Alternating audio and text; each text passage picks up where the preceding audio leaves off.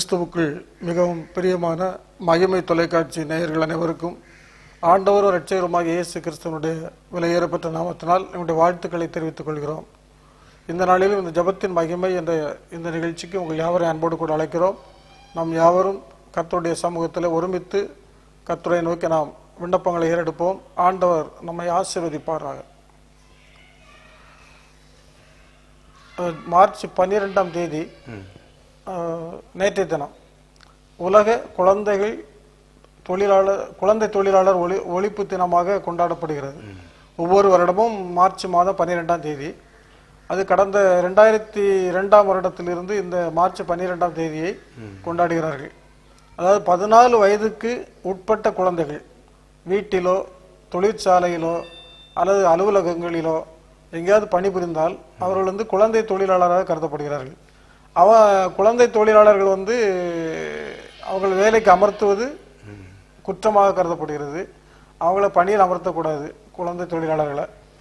இந்திய அரசியலமைப்பு சட்டத்தில் ஆர்டிகிள் 24லையும் இதுக்கு குழந்தை தொழிலாளருக்கு ஒரு பாதுகாப்பாக அவங்க அந்த வரையறை வைத்திருக்கிறாங்க. அதனால இந்த 14 வயதுக்கு உட்பட்ட குழந்தைகள் இன்னும் நிறைய இடங்கள்ல குழந்தை கொத்தடிமைகளாக வைத்திருக்காங்க. நிறைய ஹோட்டல்களில் சின்ன குழந்தைகள் இந்த 14 வயதுக்கு உட்பட்ட பிள்ளைகள் பணிபுரிகிறாங்க. இதெல்லாம் தடுப்பதற்காகத்தான் இன்னைக்கு இந்த ஒரு விழிப்புணர்வு மக்கள் மத்தியில் ஏற்படுத்தணும், இதை குறித்த ஒரு விழிப்புணர்வு ஏற்படுத்தணும் அப்படிங்கிறதுக்காகத்தான் இந்த குழந்தை தொழிலாளர் எதிர்ப்பு தினம், ஒழிப்பு தினம் இதை கொண்டாடுறாங்க. இந்த நாட்கள்ல ஒண்ணு குழந்தை தொழிலாளர் ஒழிப்பு, இன்னொன்னு குழந்தை திருமணங்கள். இந்த ரெண்டு முதல்ல 14 வயதுக்கு உட்பட்டவர்கள் ஒரு இடங்களில் வேலை பார்க்க கூடாது. அது குழந்தை தொழிலாளர்கள். அவங்கள அதை அவங்களுடைய ஒரு விழிப்புணர்வு ஏற்படுத்தி அவங்கள குழந்தை தொழிலாளர்கள் ஈடுபடுத்தக்கூடாதுக்காக இது ஒரு தினமாக அனுசரிக்கப்படுகிறது. ரெண்டாவது குழந்தை திருமணம். இந்த நாட்கள்ல நிறைய திருமணங்கள், இந்த கொரோனா பீரியட்ல நிறைய இடங்கள்ல இந்த குழந்தை திருமணம் நடந்ததாக புகார்கள் வந்திருக்கு. அதாவது ஆண்களுக்கு 21 வயது, பெண்களுக்கு 18 வயது. அதற்கு கீழே உள்ள வயதுல திருமணம் புரிபவர்கள் குழந்தை திருமணமாக கருதப்படுகிறது. இந்த குழந்தை திருமணம் செய்து வைக்கக்கூடிய பெற்றோர்களுக்கும் அந்த விழாவில் கலந்து கொள்பவர்களுக்கும் தண்டனை வழங்கப்படும் என்று தூத்துக்குடியில மாவட்ட ஆட்சியர் செய்தித்தாள்ல பத்திரிகையில ஒரு செய்தி கொடுத்திருக்கிறார், அறிவிப்பு கொடுத்திருக்கிறார்.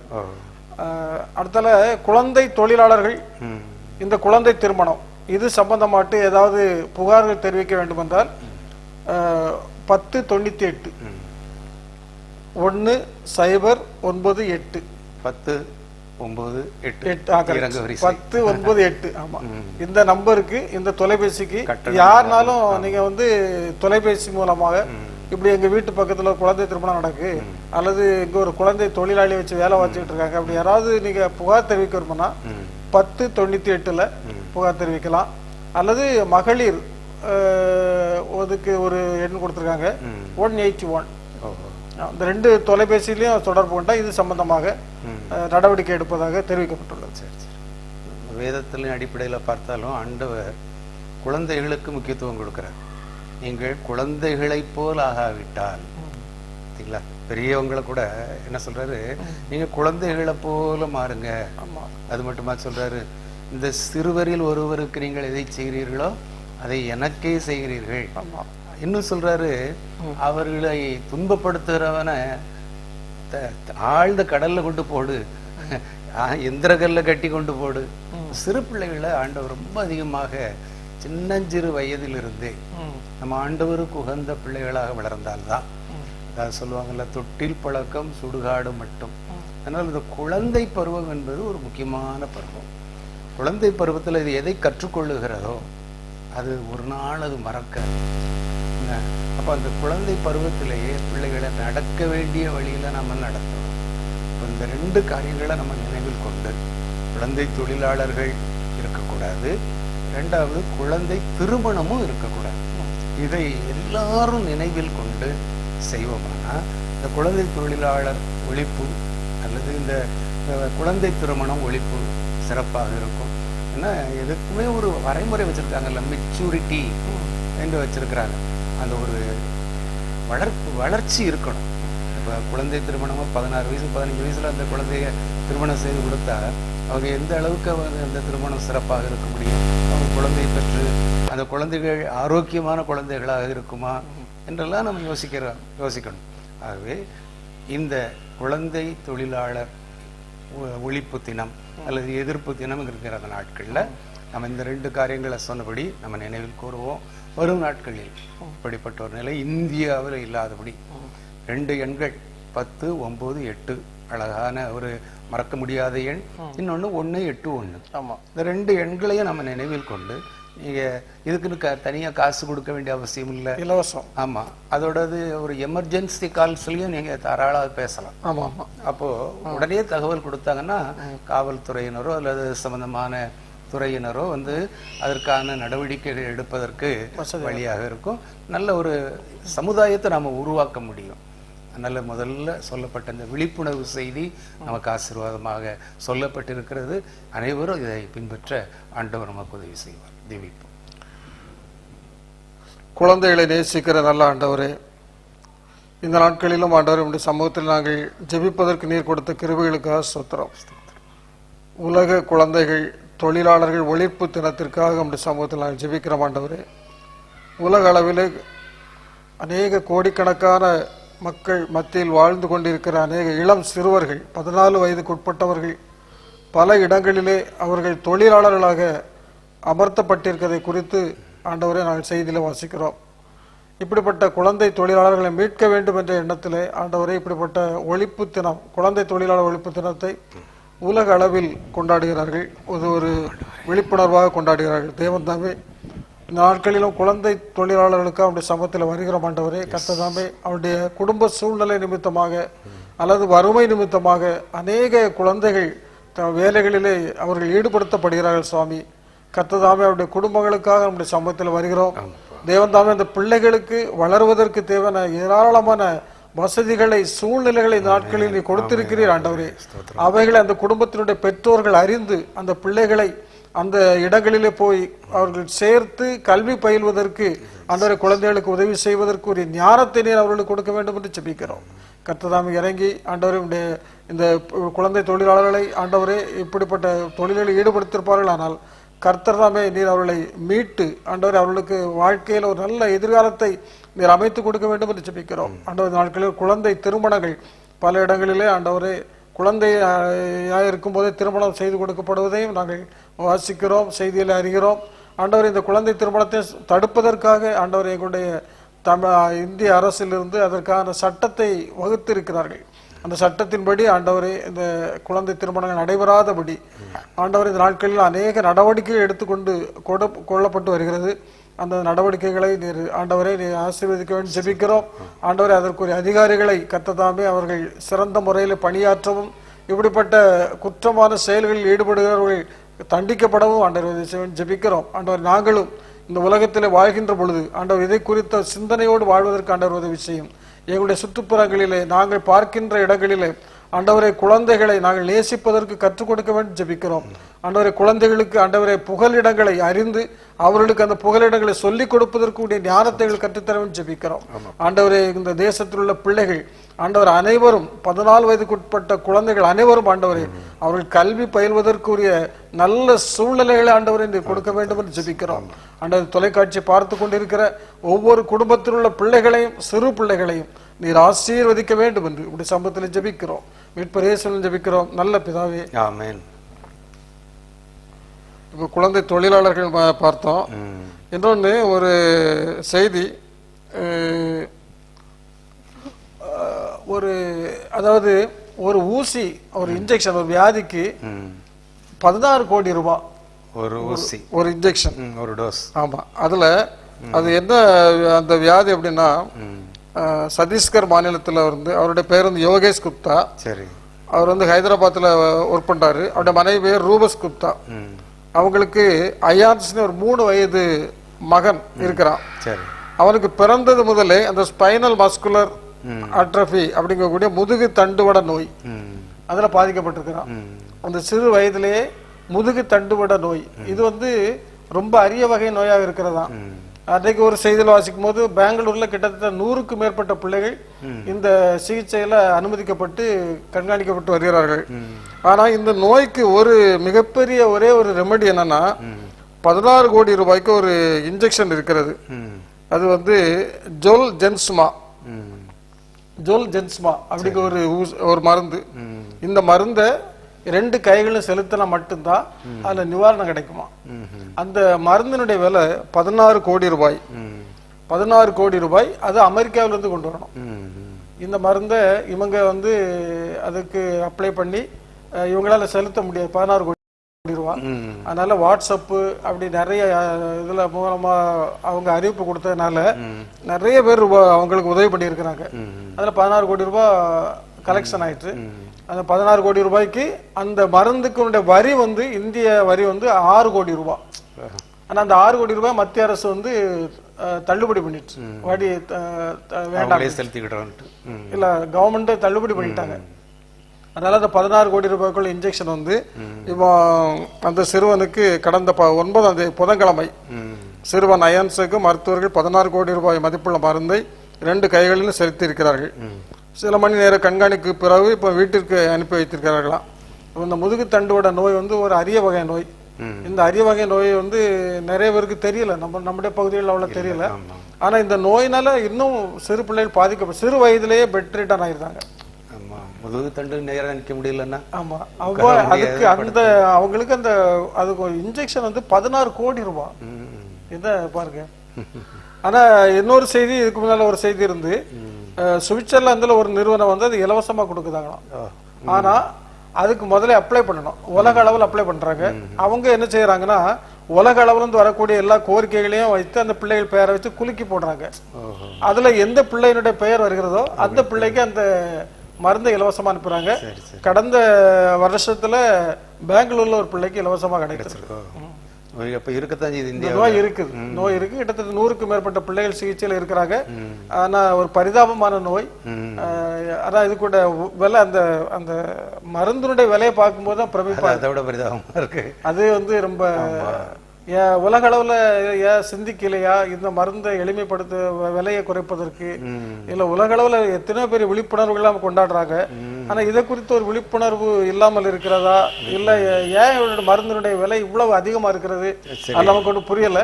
16 ரூபாய்ங்கும் போது பரவாயில்ல, 16,000னா பரவாயில்ல, 16 லட்சம்னா கூட பரவாயில்ல, 16 கோடிங்கும் போது எப்படி நினைத்து பார்க்க முடியலையே. ஆமா ஆமா, வருமானமே யாருக்கு இவ்வளவு வருமானத்தை சேமித்து வைக்க முடியும்?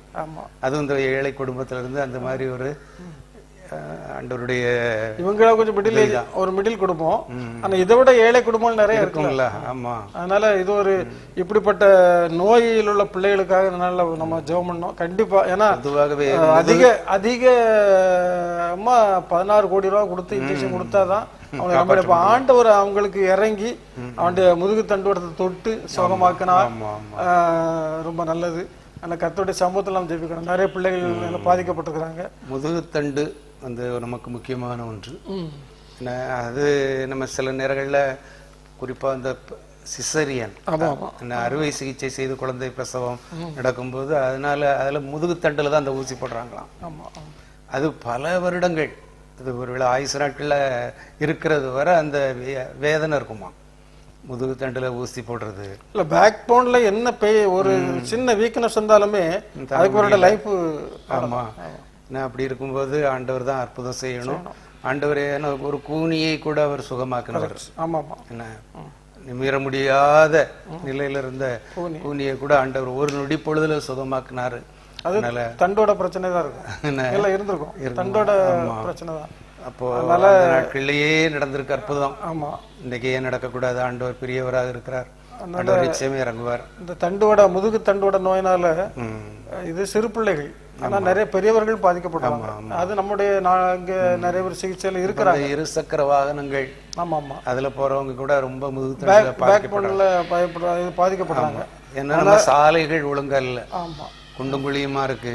அதனால சரியான ஷாக்கப்சர் அமைப்பு உள்ள வண்டிகளை நம்ம பயன்படுத்தணும். சும்மா ஏதோ பைக்ல போறோம் அப்படிங்கறதுக்காக நம்ம போகும்போது அது இப்போ இல்ல எப்பாவது ஒரு சமயத்துல அது பாதிக்கத்தான் செய்யும். வயதான பிறகுதான் பாதிக்கும். ரெண்டாவது கழுத்து வர அது பாதிப்பை ஏற்படுத்தும். கழுத்தையும் திருப்ப முடியாத அளவுக்கு நிறைய பாதிப்பு ஏற்படுத்துது.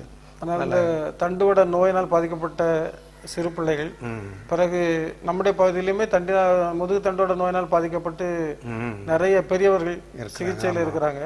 அவங்களுக்காக இப்போ பொதுவாகவே இந்த கம்ப்யூட்டர் வந்த பிறகு நிறைய பேர் அதுலேயே மணிக்கணக்காக உட்கார்றாங்க. ஆமாம், அது ஒரு சேர்ல இருக்கும்போது அந்த சேர் அமைப்பையும் அவங்க மாத்திரை எப்பவுமே உட்காரும் போது நிமிர்ந்து உட்கார பழகணும். ஆமாம், நம்ம அந்த 8 வடிவத்தில் முதுக வளைக்கவே கூடாது, நிமிர்ந்து உட்கார்ந்து பழகினாதான். எனக்கு ஒரு ஆசிரியரை தெரியும், ஒரு பணி நிறைவு பெற்ற ஆசிரியர்.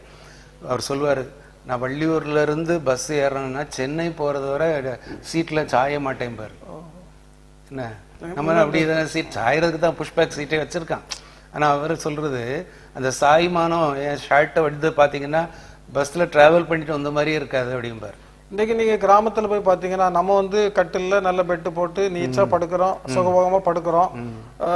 இப்போ கட்டில்ல பெட் போடுறது இப்போ இன்னைக்கு வந்து ஒரு காலத்துல வசதி உள்ளவர்கள் தான் போட்டுட்டு இருந்தாங்க. இப்ப சாதாரணமான ஒரு சின்ன கூலி தொழிலாளர்கள் வீட்டுல கூட அந்த வசதிகள் வாய்ப்புகளை உருவாக்கிட்டாங்க. ஆனா அந்த காலத்துல உள்ள பெரியவர்கள், பெரிய பணக்காரர்கள், வசதியானவர்கள் எல்லாம் பார்த்துருக்கிறேன், வெறும் பாய் போட தான் படுக்கிறா பார்த்துருக்கேன். பாய் கூட போடக்கூடாது, தரையில தான் படுக்க சொல்றேன். தரையில படுத்து அந்த பாய் போட்டு படுத்து தரையில படுக்கிறவங்க நல்ல வசதியான ஆட்கள் இருப்பாங்க, ஆனா தரையில தான் படுப்பாங்க. கேட்டாச்சுன்னா அவங்களுக்கு அது படுத்து எழும்பினாதான் உடம்புக்கு நல்லா. தரையில உட்கார்ந்து சாப்பிடுறாங்க. ஆமா, அப்படி நம்ம நிறைய நம்ம டைனிங் டேபிள் வந்த பிறகு பாருங்க, அது முதுகு குனிய முடியுதா, காலம் மடக்க முடியுதா? ஆனால் நிறைய நம்முடைய பழக்க வழக்கங்கள்ல நம்ம வந்து கொஞ்சம் வேறுபட்டதுனால சில இப்படிப்பட்ட பலவீனங்களுக்கு நாம் உட்பட வேண்டிய சூழ்நிலை இருக்கு. விட்டு இறங்கணும்னா ஒன்று 2 வீலர் அல்லது 4 வீலர், வாக்கிங்கே இல்லை, சைக்கிளிங் இல்லை. அப்போ எங்க இருந்து நம்ம ஆரோக்கியமான ஒரு உடல்நிலை இருக்க முடியும்? வியர்வை வெளியேறணும்ல. உடம்புல இருந்து எவ்வளவுக்கு எவ்வளவு வியர்வை வெளியேறுதோ அவ்வளவுக்கு அது ஆரோக்கியமான ஒரு உடம்பு. நம்ம அப்படி இல்லையே, எங்க போனாலும் ஏசி, வீட்டை விட்டு காரில் வைக்கிறோம் ஏசி, ஆஃபீஸுக்கு போகிறோம் ஏசி, வீட்டில் ஏசி. இப்படி இருக்கிறவங்க உடல்நிலை நிச்சயமாக பாதிக்கப்படக்கூடிய ஒன்றாகத்தான் இருக்குது. அதனால் இந்த தண்டுவட நோயினால் பாதிக்கப்படுறவங்களுக்காக இப்படிப்பட்ட இந்த மருந்து விலைகளும், இந்த மருந்து விலைகள் குறையணும். அது வந்து ஆண்டவர் தான் உதவி பண்ணணும். கண்டிப்பாக வேற யாரும் பண்ண முடியாது. ஆமாம். ஆனால் இந்த காலகட்டத்தில் இவ்வளோ மருத்துவ வளர்ச்சியான நாட்களில் கூட ஒரு மருந்து விலை இன்னமும் இப்படி இருக்கும்போது இந்த கோவிஷீல்டு, கோவாக்சின் விலை கூட சொல்லுவாங்க. ஆமா, அப்போ அதுவும் 780 ரூபாய்க்கு கோவிஷீல்டு விற்பனை செய்யப்படுகிறது. கோவாக்சின் எடுத்துட்டீங்கன்னா அது 1410 ரூபாய். ஆனா அரசு மருத்துவமனையில இலவசமா கொடுக்குறாங்க. அப்ப நம்ம போக மாட்டோம். அரசு மருத்துவமனையில இலவசம்னாலே நம்ம அரசு மருத்துவமனைக்கா அப்படின்னு தான் நினைக்கிறோம். நம்ம பெரிய பெரிய பெரிய அரசு தனியார் மருத்துவமனையில லக்ஸுரி அந்த மாதிரி ஒரு ரூம்ல தான் நம்ம விரும்புறோம். அதனால நம்மை நாமே பாதுகாத்துக் கொள்ளணும்னா இந்த மாதிரி ஆரோக்கியமான ஒரு சூழ்நிலைக்குள்ள வரணும். அடுத்தது இந்த இப்படிப்பட்ட நோய்களுக்காக விசேஷமா கர்த்தருடைய சமூகத்தில் இருக்கோம். எவ்வளவும் நிமிரக்கூடாத கூனியா இருந்த சகோதரியை கண்ணோக்கி பார்த்து, ஆண்டவரே ஒரு நொடிப்பொழுதிலே சுகம் தந்த பரம வைத்தியராம் எங்கள் அன்பின் பரலோக தந்தையே, நான் உன்னை குணமாக்குவேன் என்று நீர் சொன்னீர். ஆண்டவரே, உம்மால் செய்யக்கூடாத அதிசயமான காரியம் ஒன்றுமே இல்லை. ஆண்டவரே, நானே உன் பரிகாரியாகி கர்த்தர் என்று சொன்னீர். இந்த நாட்களிலே சத்தீஸ்கர் மாநிலத்திலே ஒரு நடுத்தர குடும்பத்திலே பிறந்த ஒரு மகனுக்கு ஆண்டவரே 3 வயதிலேயே அவருடைய தண்டுவடம், முதுகு தண்டு பாதிக்கப்பட்ட நிலையிலே, ஆண்டவரே நிமிர்ந்து உட்கார முடியாத நிலையிலே, நடக்க முடியாத நிலையிலே படுத்த படுக்கையோடு இருந்த மகனுக்கு சிகிச்சைக்காக சென்ற பொழுது அவனுக்கு 16 கோடி ரூபாய் மற்றும் 6 கோடி ரூபாய் வரியோடு சேர்த்து 22 கோடி ரூபாய் மதிப்பிலே அந்த ஊசியை மருந்தை வாங்கி 2 கைகளில் செலுத்தினால்தான் அவன் பிழைப்பான் என்று சொல்லப்பட்ட சூழ்நிலையிலே, ஆண்டவர் அந்த செய்தியை கேள்விப்பட்ட பிள்ளைகள் உற்சாகம் உதாரத்துவ மனதோடு ஆண்டவரே தங்களால் இயன்ற காணிக்கைகளை கொடுத்து அந்த 16 கோடியையும் அவர்கள் தாங்கினதாக, மத்திய அரசு அந்த 6 கோடி வரியையும் விலைக்கு அந்த பிள்ளைகளுக்கு மருத்துவ வசதி உதவி கிடைப்பதற்கு உதவி செய்ததை நாங்கள் செய்தித்தாளிலே பார்க்கிறோம். இப்படிப்பட்ட முதுகு தண்டினால் பாதிக்கப்பட்ட ஏராளமான குழந்தைகள் இருப்பதாகவும் கேள்விப்படுகிறோம். சுவிட்சர்லாந்து நாட்டிலிருந்து அவர்கள் குலுக்கல் முறையிலே தேர்வு செய்து அந்த மருந்தை 16 கோடி ரூபாய் மருந்தை இலவசமாக கொடுப்பதையும் நாங்கள் வாசிக்க கேட்டோம். கர்த்தாவே, இன்னும் எங்களுடைய தமிழக பகுதியிலும் இந்திய தேசத்திலும் ஆண்டவரே எங்கெங்கே இப்படிப்பட்ட வியாதிகளோடு வேதனைகளோடு சஞ்சலப்பட்டு கொண்டிருக்கிறார்களோ, அழுது கொண்டிருக்கிறார்களோ, நடக்க முடியாதபடி நிமிர முடியாதபடி வேதனைகளை அனுபவித்துக் கொண்டிருக்கிறார்களோ, தேவன் தாமே இறங்கும் ஆண்டவரே. சில அலுவலகங்களிலே வேலை பார்க்கிறவர்கள் நீண்ட நேரமாக இருக்கையிலே அமர்ந்திருப்பதனால் முதுகுவடம் தண்டுவடம் பாதிக்கப்படுகிறதை நாங்கள் கேள்விப்படுகிறோம். ஆண்டவரே, இருசக்கர வாகனங்களிலே கரடுமுரடான சாலைகளிலே தினந்தோறும் பயணம் செய்கிறவர்கள் இப்படிப்பட்ட சூழ்நிலைகளை அனுபவிப்பதையும் நாங்கள் பார்க்கிறோம். தேவாதி தேவன் தாமே இறங்கும் சுவாமி. முதுகு தண்டினால் எந்த ஒரு பாதிப்பும், அந்த தண்டுவடத்திலே எந்த ஒரு பாதிப்பும் வராதபடி நீர் பாதுகாத்துக் கொள்ளும் ஆண்டவரே. முதுகு தண்டு மட்டுமல்ல, உடம்பின் எந்த ஒரு பாகத்திலும் எந்த ஒரு சிறு நோய் வந்தால் கூட, ஒருவேளை நகைச்சுற்று என்று சொல்லுகிற ஒரு சின்ன நோய் அல்லது பல்வலி அல்லது ஒரு சின்ன தலைவலி அல்லது ஒரு காது வலி வந்தால் கூட தாங்க முடியாத நிலையைத்தான் நாங்கள் பார்க்கிறோம். தாவே, நீர் சொல்ல ஆகும், நீர் கட்டளையிட நிற்கும், உம்முடைய கரத்திலே நாங்கள் தருகிறோம். தாவே, நோயற்ற வாழ்வே குறைவற்ற செல்வம் என்கிற ஒரு ஆரோக்கியமான சூழ்நிலையை நீர் எங்களுக்கு தர வேண்டும் என்று ஜெபிக்கிறோம். உடைய வல்ல கரத்திலே ஒவ்வொரு நோயாளிகளையும் ஒப்படைக்கிறோம். விசேஷமாக இந்த கொரோனா வைரஸ் காலத்திலே, COVID-19 பரவி கொண்டிருக்கிற அந்த காலங்களிலே ஒருவேளை ஆண்டவரை சற்று தளர்வுகள் இருந்தாலும், இந்திய தேச அளவிலே பாதிக்கப்படுகிறவர்களுடைய எண்ணிக்கை குறைந்தாலும், பலியானோர் எண்ணிக்கை குறைந்து கொண்டிருந்தாலும், தமிழகத்திலும் அதே போல் ஒரு குறைவான ஒரு எண்ணிக்கையை நாங்கள் கேள்விப்படும் போது சந்தோஷம் அடைகிறோம். ஆண்டவரே, இன்னும் ஆண்டவரே இந்த சூழ்நிலைகள் எல்லாம் மாறட்டும். எகிப்தில் இருந்த தலைச்சன் சங்காரம் வரை நடந்து முடிந்த போது ஆண்டவரே நீர் ஒரு விடுதலையை கொடுத்தீர். அப்படியே ஆண்டவரே எங்களுக்கும் இவ்வளவு அழிவு போதும் ஆண்டவரே, இன்னும் அழிவை தாங்கிக் கொள்ள முடியாது. நம்ம ஆண்டவரே ஒவ்வொரு நாளும் பிள்ளைகள் ஆண்டவரே வீட்டிலே வேலை இல்லாமல் வருமானம் இல்லாமல் முடங்கி கொண்டிருக்க அந்த சூழ்நிலையை அதிவிரைவிலே நீர் மாற்றி தர வேண்டும் என்று ஜெபிக்கிறோம். ஆண்டவரே, எந்த 2 அலைகளோடு அல்ல, 3வது அலையும் என்று சொல்லி நாங்கள் கேள்விப்படுகிறோம். அப்படிப்பட்ட அந்த அலைகள் தொடராதபடி ஆண்டவரே ஆண்டவரே நீர் அலைகளை நிறுத்துகிற தேவன், இறையாதே அமைதலாயிரு என்று சொன்ன பொழுது அலைகளெல்லாம் அடங்கியது, கப்பல் பயணம் சீரடைந்தது. என்னுடைய வாழ்க்கை பயணமும் ஆண்டவரே உம்முடைய சமூகத்திலே சீரான ஒரு பயணமாய் அமைய, ஆண்டவரே அமைதியான ஒரு சூழ்நிலைக்குள் நாங்கள் கடந்து செல்ல, இதிலும் ஆண்டவரே உம்மை நாங்கள் நோக்கி பார்க்க, ஆண்டவரே சுகம் கிடைத்த பொழுது உம்மை மறந்து விட்டவர்களாக அல்ல, குணமடைந்தவர்கள் 10 பேர் அல்லவா, மற்ற 9 பேர் எங்கே என்று கேட்கக்கூடிய நிலையில்லாதபடி ஆண்டவரை தேடுகிற ஒரு பாக்கியத்தை நாங்கள் கண்டுகொள்ளத்தக்கதான கிருபையை தாரும். காலை மாலை ஆராதனைகளை ஆண்டவரே நாங்கள் வாஞ்சித்து, இறைவனுடைய பாதம்தான் எங்களுக்கு தஞ்சம் என்று சொல்லி உம்முடைய பாதத்திலே வந்து காத்திருக்க நீர் உதவி செய்யும். ஓய்வு நாள் ஆராதனைகளாக இருக்கலாம், சிறப்பு ஆராதனைகளிலே ஆண்டவர் நாங்கள் அலட்சியம் செய்யாதபடி, அதை அசட்டை பண்ணாதபடி, திருவிருந்த ஆராதனைகளை பயபக்தியோடு பங்கு பெறக்கூடிய நாட்களை எங்களுக்கு தாரும். இன்று ஆண்டவரே நாங்கள் உம்மோடு ஐக்கியப்பட முடியாத சூழ்நிலையிலே இருக்கிறோம்.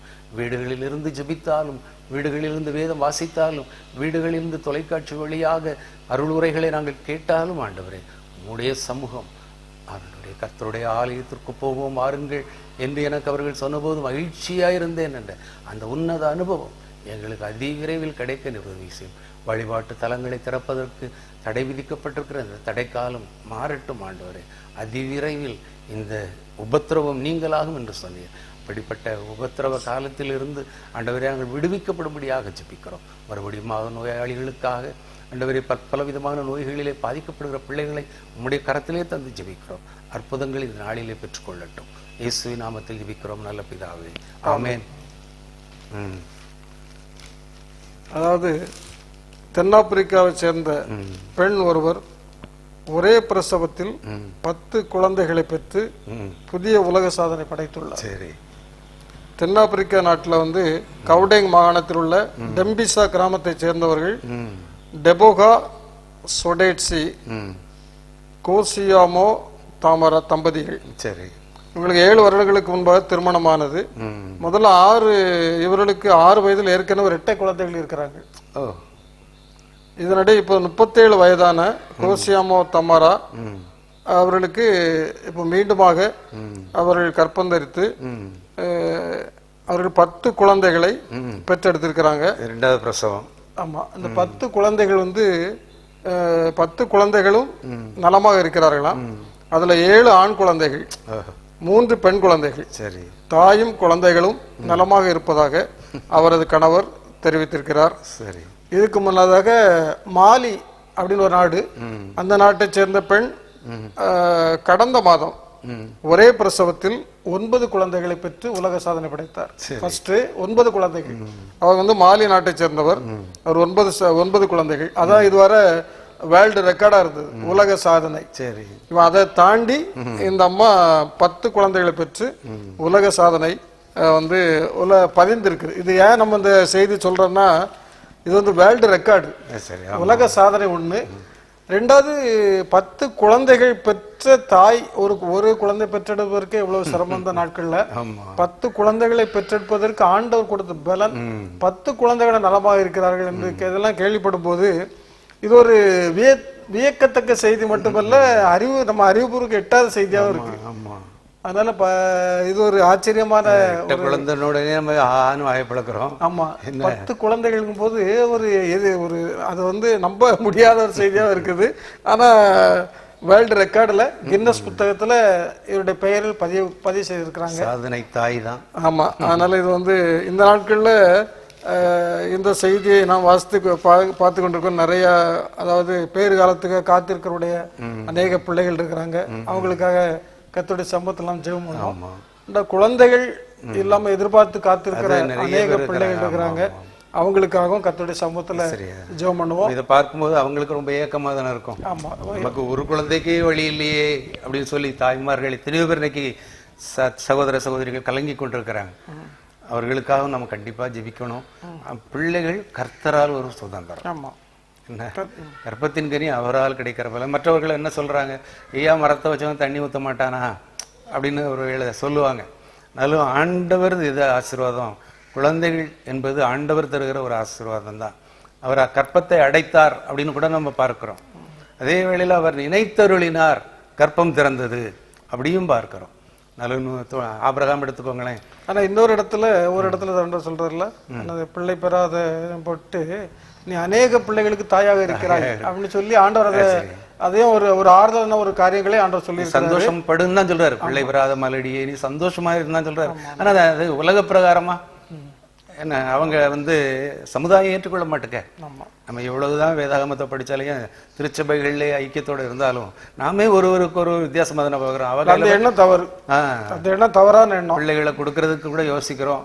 என்ன ஆண்டவருடைய சித்தம், இது வந்து கர்த்தருடைய சித்தம். இது வந்து ஆண்டவருடைய சித்தமா இருக்கிறதுனால நம்ம அதுல வந்து யாரையும் நம்ம வந்து எந்த நிலையிலும் யாரையும் நம்ம வந்து மரியாதை குறைவாட்டு நடத்தக்கூடாது. ஆண்டவருடைய சித்தத்தின்படி எல்லாமே நடக்கிறது.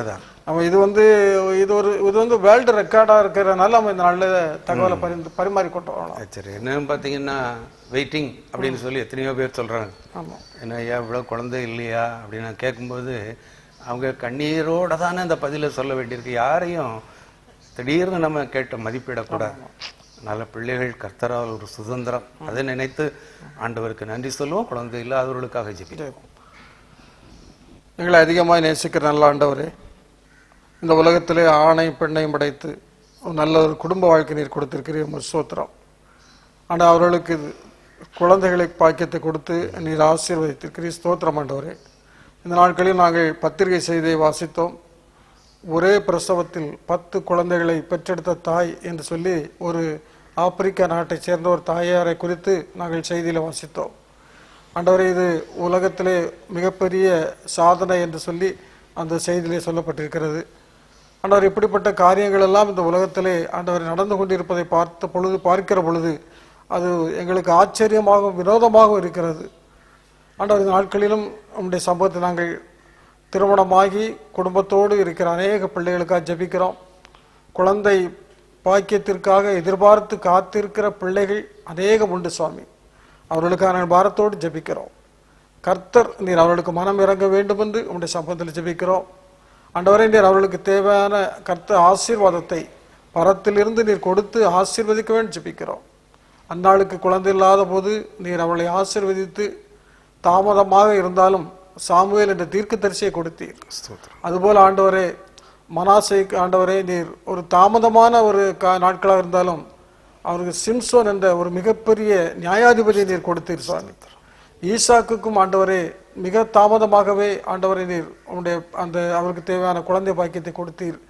ஆபிரகாமுக்கும் மிகவும் தாமதமாக குழந்தை பாக்கியத்தை கொடுத்ததாக நாங்கள் வேதத்திலே வாசிக்கிறோம். ஆண்டவரே உம்மை நேசிக்கிற நம்முடைய பிள்ளைகளுக்கு ஆண்டவர் இப்படிப்பட்ட காரியங்கள் தாமதமாக இருந்தாலும் நீர் ஆசீர்வாதத்தோடு நீர் அவர்களை கொடுத்ததே நாங்கள் வேதத்தில் வாசிக்கிறோம்.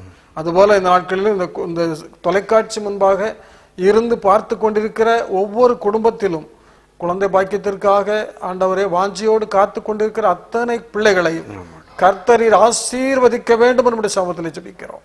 அவர்களுக்கு தேவையான குழந்தை பாக்கியத்தை கொடுத்து ஆசீர்வதிக்கும் ஜெபிக்கிறோம். அதுபோல அன்றாட பெயர்கால நிலைமையில் இருக்கிற பிள்ளைகளுக்காக மருத்துவமனையில் அனுமதிக்கப்பட்டிருக்கிற பிள்ளைகளுக்காக நாங்கள் பாரத்தோடு ஜெபிக்கிறோம். நல்ல சுகத்தோடு பலத்தோடு அவர்கள் தங்களுடைய குழந்தைகளை காண்பதற்கு ஆண்டவர் உதவி செய்வீராக.